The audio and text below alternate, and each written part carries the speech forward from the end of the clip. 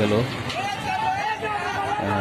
তারপরে এখন আমি দেখতে পাচ্ছি লোকজন খুব দ্রুত বের হওয়ার চেষ্টা করবে, বের হইতেছে লোকজনগুলো। এখন ফেরি আসলে আস্তে আস্তে অনেক টাইট হয়ে গেছে, বুঝতে পারছি না আসলে ফেরি হয়তো বা তলা ফেটে গেছে বা কোনো কিছু হয়তো বা ফেরি দিয়ে পানি করতেছে। যাই দ্বিতীয় একটা গাড়ি বের হয়ে গেল, একটা কন্টেনার গাড়ি, 3 নাম্বার গাড়িটা বের হয়ে গেল।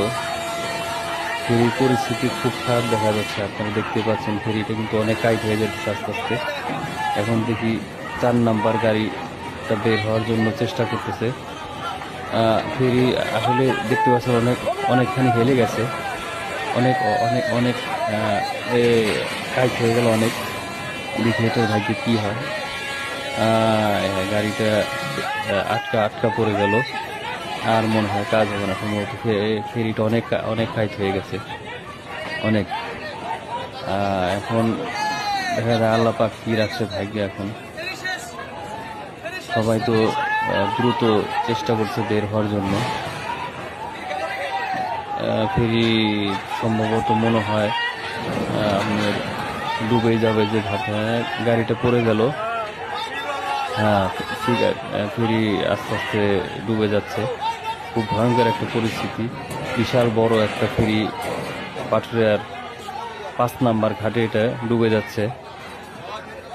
কঠিন অবস্থা, আপনারা দেখতে পাচ্ছেন কঠিন অবস্থা। চোখের সামনে থেকে বিশাল বড় একটা ফেরি ডুবে গেল। আসলে ফেরিটার তলা ফেটে গিয়েছে না কি হয়েছে কেউ আসলে বলতে পারছে না এখন সঠিক, পরবর্তীতে জানা যাবে।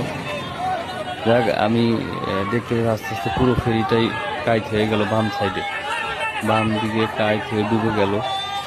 কঠিন ভয়ঙ্কর একটা পরিস্থিতি। দেখেন একেবারে ডুবে গেল ফেরিটা, মাঝখান দিয়ে বাম দিকে কাইট হয়ে ডুবে গেল।